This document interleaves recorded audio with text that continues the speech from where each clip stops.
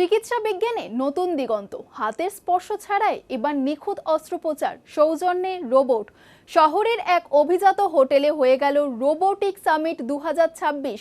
বিশিষ্ট cardiac surgeon doctor Kunal সরকার সহ বিভিন্ন খ্যাতনামা রোবোটিক সার্জনরা উপস্থিত ছিলেন এই মেগা ইভেন্টে, যেখানে আলোচনা হলো আগামীর স্মার্ট চিকিৎসা পদ্ধতি নিয়ে।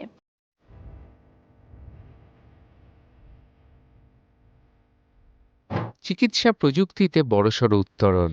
শহরের এক অভিজাত হোটেলে বসেছিল রোবোটিক সামিট 2026-এর আসর, যার দায়িত্বে ছিল তিলোত্তমার এক নামী হাসপাতাল। আধুনিক চিকিৎসা পদ্ধতিতে রোবোটিক্স কিভাবে জটিল অস্ত্রোপচারকে আরও সহজ ও নির্ভুল করে তুলছে, তাই ছিল এই অনুষ্ঠানের মূল বিষয়। এদিনের অনুষ্ঠানের প্রধান আকর্ষণ হিসেবে উপস্থিত ছিলেন প্রখ্যাত কার্ডিয়াক সার্জন ডক্টর কুনাল সরকার। এছাড়াও উপস্থিত ছিলেন এক ঝাঁক বিশেষজ্ঞ রোবোটিক সার্জন। তারা জানালেন কিভাবে ছোট্ট একটি ছিদ্রের মাধ্যমে রোবোটিক বাহু ব্যবহার করে হার্ট, কিডনি বা ক্যান্সারের মতো কঠিন অপারেশন এখন অনেক বেশি নিরাপদ। রোবট, যেটা আমরা অনেকে ভাবি যে ডাক্তাররা বসে বসে নাকে তেল দিয়ে ঘুমোচ্ছে আর রোবটটা বসে বসে আমার সব কাজ করে দিচ্ছে, সেটা আদৌ হয় না। রোবট কি করে, যে ধরুন আমার কারো যদি বুকে বা পেটে বা কোনো জায়গায় অপারেশন করতে হয়, আমাকে একটা বেশ অনেকটা কেটে কুটে আমার হাতটা ভিতরে পুরোটা ঢুকিয়ে দিয়ে সেইখানে একটা অপারেশন করতে হবে। তো রোবট যেটা আমাদের করবে সেটা হলো যে আমাদের যদি একটা জায়গায় অপারেশন করতে হয়, আমরা কাটাকুটিটা খানিকটা লিমিটেড, খানিকটা কম রেখে করতে হয়। যদি কাটাকুটিটা আমরা কম রেখে করতে পারি, যার অপারেশন হচ্ছে তার ব্যথাটা কম হলো, সে তাড়াতাড়ি সুস্থ হয়ে উঠলো।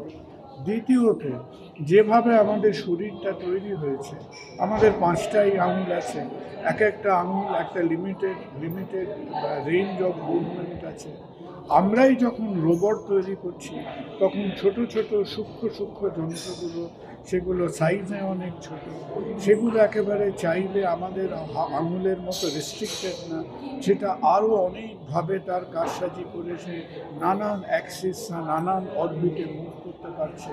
কতটা মুভ করবে, কতটা এগোবে, কতটা পিছবে, কতটা কাটবে, এই ব্যাপারগুলো আমরা একেবারে কম্পিউটারের সাহায্যে সেটা মেপে করতে পারছি। তার মানে কি, আমাদের কাটাকুটিটা কমালো, আমাদের প্রিসিশনটা বাড়ালো, জিনিসটাকে আরও নিখুঁত, আরও পার্টিকুলার, আরও মেজার্ড করলো। এই অনুষ্ঠানে উপস্থিত ছিলেন এমন অনেক রোগীর পরিবার যাদের প্রিয়জনেরা রোবোটিক সার্জারির মাধ্যমে আবার নতুন জীবন ফিরে পেয়েছেন।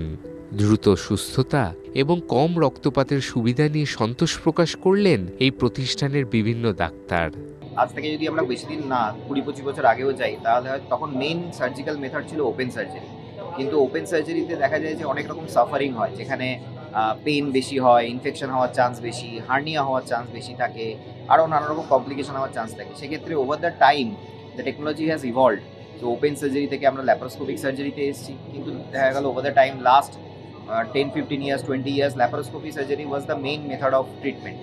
বাট ল্যাপারোস্কোপিক সার্জারিতেও কিছু লিমিটেশনস আছে, কিছু অনেক জটিল কমপ্লেক্স কেসেস ল্যাপারোস্কোপিক সার্জারির দ্বারা সবসময় হ্যান্ডেল করা যায় না। সেক্ষেত্রে কিন্তু সেটাকে ওভারকাম করার জন্য রোবোটিক সার্জারি এসছে, যেখানে রোবোটিক কনসোল বা রোবোটিক আর্মসের মাধ্যমে আমরা সার্জনরা খুব পারফেক্টলি সেই অপারেশনগুলো করতে পারি।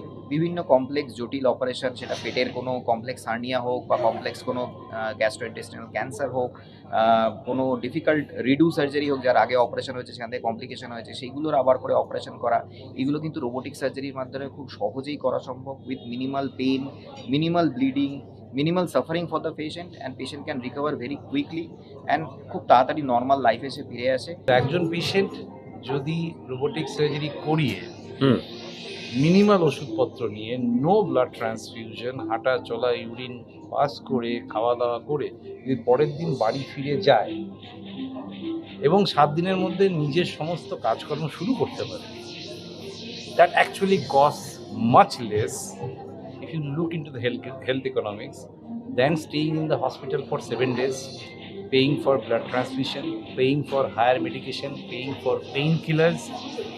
And it doesn't end there. Return to hospital after surgery is minimal or none after robotic surgery.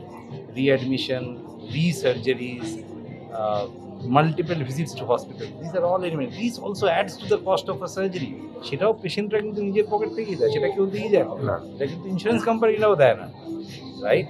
তো the total cost if you compare, যে একটা সার্জারি ওপেন হলো কিংবা ল্যাব হলো কিংবা রোবোটিক হলো, হ্যাঁ অপারেশনের দিন পেশেন্ট এক্সট্রা একটা অ্যামাউন্ট পে করছে, বাট এই যে বাকি জিনিসগুলো বললাম তাতে কিন্তু কস্টটা নিউট্রালাইজ হয়ে যাচ্ছে।